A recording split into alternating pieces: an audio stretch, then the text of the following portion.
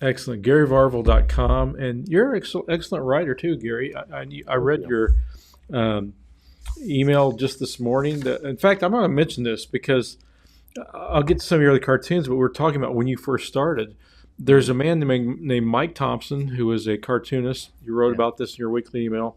yeah, And his first cartoon in Minneapolis newspaper. And I looked at this cartoon. I thought, this looks like something Gary would do. And I read it, and he poor guy does his first cartoon. He gets the newspaper has to apologize. I know this is fuzzy. I'll explain it to you.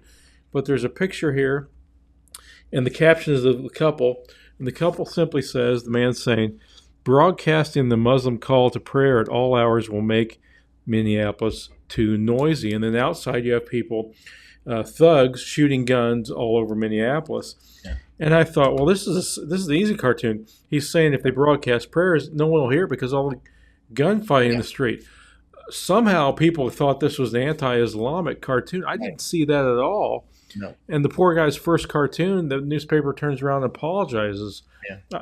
I'm glad you you didn't start today when cancel culture is so strong. Hmm. That you started years ago when you could establish yourself. Because this poor guy, right out of the box, his first cartoon is slammed, and I don't see anything wrong with it at all. I know Mike, and Mike is a friend. We're not close, but I mean, we're in a small fraternity of Mm-hmm. people who do what we do, and Mike's pretty far left, Mm-hmm. and of course I'm pretty far right. But I still consider him a friend, and we've talked many times on the phone, and we haven't talked since this happened. I just found out about this yesterday, but uh, it's heartbreaking because here's what I say in my column. Here's what used to happen: editors would defend it. If Mm-hmm. they okay the cartoon, Mm-hmm. they print it. If somebody gets upset, they defended it. That's the Mm-hmm. way it used to be all through the Mm-hmm. 90s and the early 2000s. Something happened around 2010, and editors have no courage. The first time somebody, pitches a fit, then they don't fall on the sword. They throw their cartoonist under the bus. And I just, that's just not the way it used to be. And people are constantly upset. There are some people who are just perpetually Right. upset Right. about it. Right.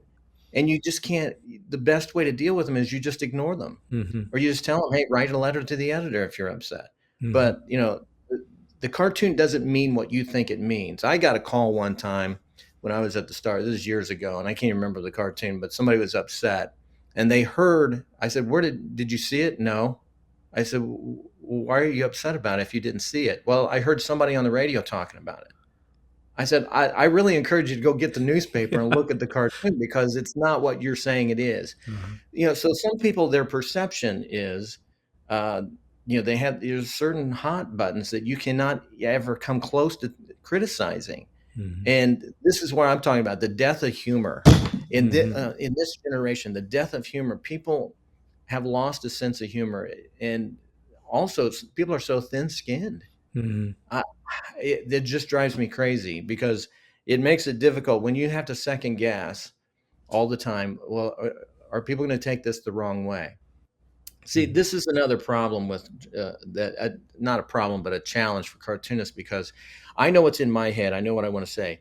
Now I'm trying to communicate to you through a picture, Mm-hmm. and you may not understand.